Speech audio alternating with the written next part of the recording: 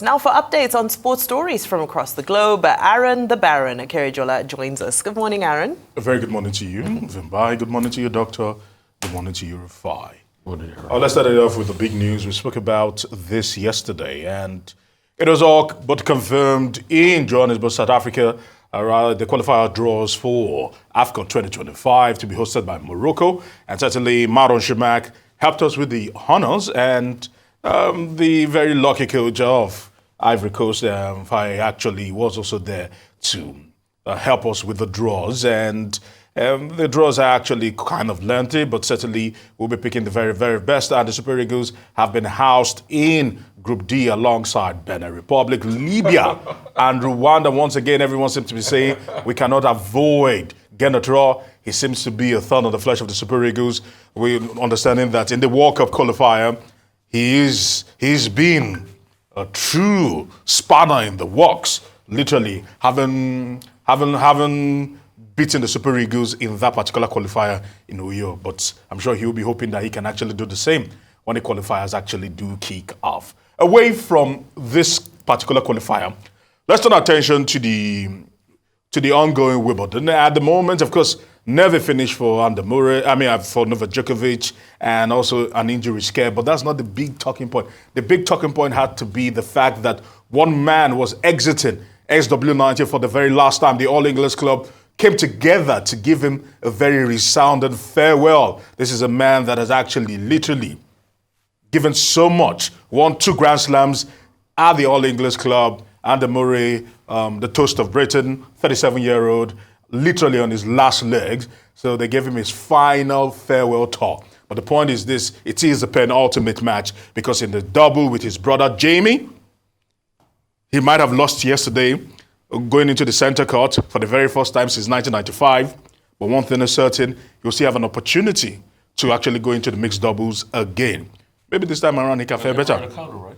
Yes, I'm Raducanu, so let's see if he'll fare better this time around. But you and I know these injuries have plagued Andy Murray in the last couple of years, and he's tried to stay on, but he said he will retire sometime this year. Now let's turn our attention to the big one. Later on today, the quarterfinals begin in Euro 2024, and it's as mouth-watering and blockbuster as they get. Who will be holding that Holy Grail? We'll begin to find out, or be getting a clearer picture. Of course, there are 8 teams, and there were 8, as they would say, with some having shone like a million stars, others not so much. But the top fixture for today has to be Spain against the host, Germany, Die Mannschaft against La Fioruara, and the big one, Apprentice against the Master, Portugal against Le Bleu of France. But first of all, starting off with us big one, everyone will be tuning in for what will be a blockbuster fixture. The best team in the tournament so far, and with the host against the most informed team in the tournament. And you can see the top scorers.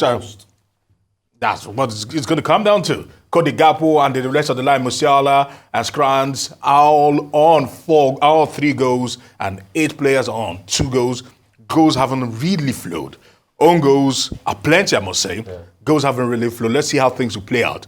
But everyone seems to be talking about the other subplot and the twist, because Cristiano Ronaldo, 39 years of age, will be going against a man that has looked up to him all his life, 25-year-old Kylian Mbappe. Mbappe has idolized and literally eulogized Cristiano Ronaldo every opportunity he's been given. And some people have even decided to put a clip together, to actually put it together that everything Cristiano Ronaldo has done, Mbappe has tried to do it. If they can actually help us with the video and play this, certainly it would actually reflect what I'm saying. Because over the years, we know that Cristiano Ronaldo at some point, okay, first of all, this is not the first time they are meeting. Back in Euro 2016, it was Portugal that were breaking the hearts of the favourites, France, to win that particular one. Eder was the one that got the all-important goal for the Portuguese outfit, and their first major trophy in a very long time. Then, let's see what happens this time around. If Ronaldo and the gang can roll back the hands of time and do this again, because it was a memorable moment, a watershed moment. If they can actually help us with that video, that's the one I've been looking forward to. Cristiano Ronaldo, all the tricks he's actually done over the years, every single one of them. Mbappe has actually done the same thing, every single one of them. Which is the most iconic tricks. You will see him, anytime Ronaldo has done that, you could actually picture Mbappe doing that. Anytime he does one thing, if it's the snake bike, as that is called, you actually see it. If it's the step over. So you look at that and just say that Ronaldo and Mbappe, master versus apprentice. This is when Mbappe will need to say, Ronaldo, it's about time, step aside. It's now my time. He will need to do that today when they meet in Hamburg, Portugal against France. And quickly, Lionel Messi had one to forget. Close, because he missed a penalty yesterday when Argentina took on Ecuador in the quarterfinals of the Copa America. But once again, Emi Martinez, the hero of the day, like he did at the World Cup, saving the blushes of the Albiceleste of Argentina in the penalty to actually help Argentina progress through to the semifinals. And you and I know him. He's a taunt master, always dancing, always shaking his hips, always taunting his opponents. And Emi Martinez being the hero in that sport kick there. What is it? How do we get to watch a Copa America? I've not seen anyone. All right, that's just about it. Okay, I mean, if you want us to make predictions, I'll probably go the way of Germany against Spain, and I'll probably go the way of France against Portugal.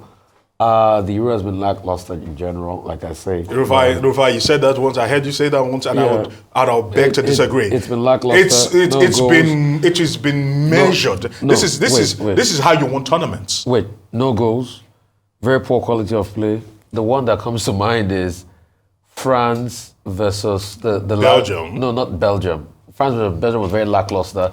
The one they played, the last group game for France, too, I've forgotten who they played now, very lackluster. Probably only Germany and Spain have shown a lot of spark, and Turkey, because I like the way Turkey plays. I mean, Turkey. That's it. But moving on to... But it's a testament that the likes of Slovenia, Austria, Slovakia didn't come to play. I know, but it's still lackluster. Moving on, as regards Wimbledon, I doff my hat for Andy Murray.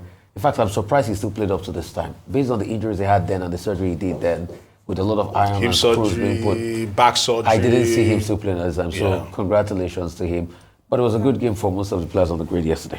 On the African continent, busy day for CAF yesterday. Yes, it was. However, I want to focus on Samuel Eto'o and that fine he's been slapped with $200,000 by CAF. Of course, they said they can't prove that he's been involved in match fixing. However, Samuel Eto'o has signed a deal that makes him a brand ambassador of a betting company, which is against CAF's regulations, especially because he is the president of the Cameroon Football Federation. So $200,000, and I don't know whether to empathize with him because he's always, it seems that controversy always surrounds him. I don't know whether he's the one who always caught scandal courts him, but he's and it's so unfortunate because he was one of the great African international pioneer stars. He's not covered himself with glory. He's not covered himself with glory since retirement. Fighting with the people, fighting with the players, fighting with the federation, fighting with the country, fighting with everybody, fighting with journalists, assaulting journalists. It's unfortunate. So $200K USD out of he knows his better. account. He knows better, but he's a stubborn head, so he would always do what he wants to do. Okay, Eric Ten Hag has had his contract extended to 2026. It will have ended 2025, so that matter is now settled. Even if they didn't negotiate new terms, but at least he will be there. But that's no guarantee. If he doesn't do well in the next season, he could possibly be asked to leave. The British Grand Prix is this weekend. Yes, it is. And, Max Verstappen and Lando Norris, they've tried to reconcile after the collision at the Austria Grand Prix. So their friendship, they say, is more important than anything else.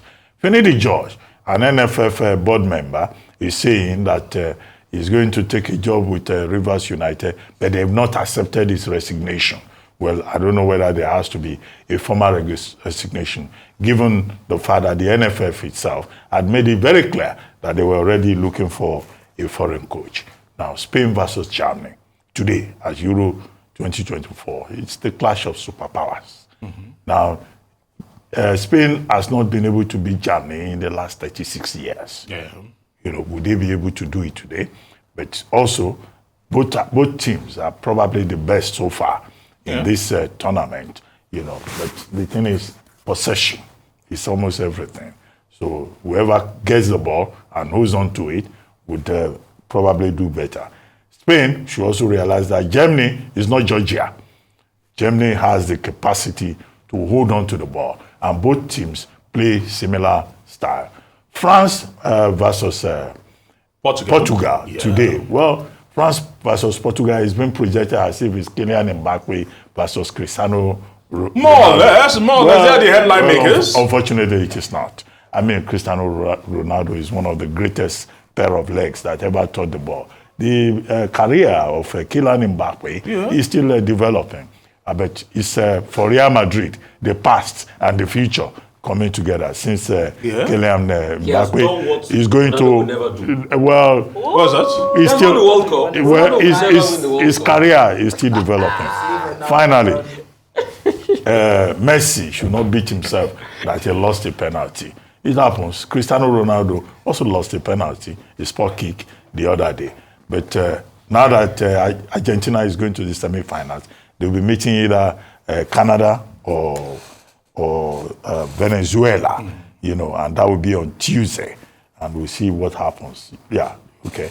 Well, thank you very much. Justice for Ronaldo. Yeah. But please try and defend Finidi George. They took his job and they are saying he cannot go because they have not approved his resignation. All that is mere formalities. You and I know that at the moment there's no love lost between Finidi George and the Nigeria Football Federation, because some quarters and some members of the board of the Nigeria Football Federation did not even want Finidi in the first place. So they've made his job a little bit more difficult. Now he has decided to jump ship. I think he has moved on in his career. The NFF should also accept it.